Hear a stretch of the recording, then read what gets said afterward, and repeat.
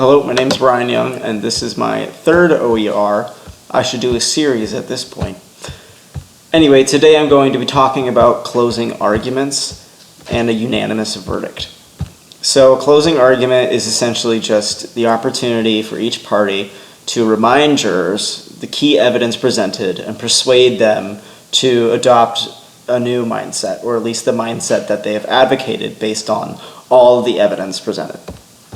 Now, people have different perspectives on what makes a good closing argument, depending on who the lawyer is and what they're trying to achieve.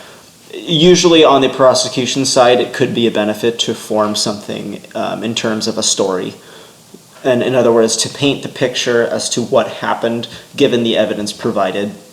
Whereas in contrast, the defense, at least in a criminal trial, they only have to prove that something didn't happen and that there is not 100% certainty that something happened. For instance, they can just prove that there wasn't enough evidence. And this can be elaborated in my other OER regarding burden of proof. In other words, this goes on to a unanimous verdict. And a unanimous verdict is the jury just unanimously coming to a decision. Something that I researched and I found that was actually quite interesting was that in Oregon, it's one of the only two states, other than Louisiana, that allows a non-unanimous jury for convictions in criminal felony cases. So I thought that was interesting because that makes a huge deal when trying to convict a criminal or not.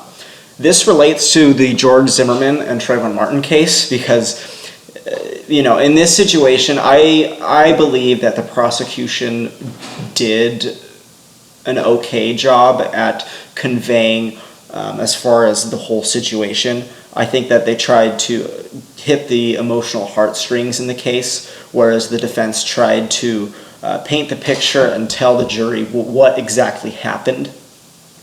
So in this case, if it were a state like Oregon where it wasn't a unanimous jury case, who knows, maybe with different prosecution or different circumstances, the trial could have unfolded differently. Everybody has differing opinions regarding the George Zimmerman trial, so do I, but matter of fact is a good closing argument can make or break a case, and it is the final hurrah, the final conclusion that really makes a jury convinced and changes their mind. Something that I thought was good that the prosecution did in convincing the jury was telling the story the way that they did. They really emphasized the impact that shooting in the heart had and that the evidence presented and telling the story and wrapping it up, whereas what the defense did was that they did just defend their case. And I thought what was interesting was that they dove into the reasons that people make assumptions. And they actually brought up George Zimmerman physically during his conclusion. And what he did was he brought him up and said, you had an opinion about this guy coming in. Usually people have an opinion about the defense that they actually did something wrong. Well, maybe in this case, he is just defending himself.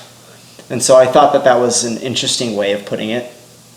So regardless, a closing statement can make or break a case, and it's important that a team or a side has a good closing argument. Because if you do not, then you won't be able to wrap it up, and these criminal trials are long, days, long time. So being able to conclude everything and summarize the evidence presented, summarize your opening statements, as well as summarizing overall what happened and why something occurred the way it did, that is really important in a case. Anyway, that's a broad overview of a closing argument. Anyway, thank you for your time. Appreciate it.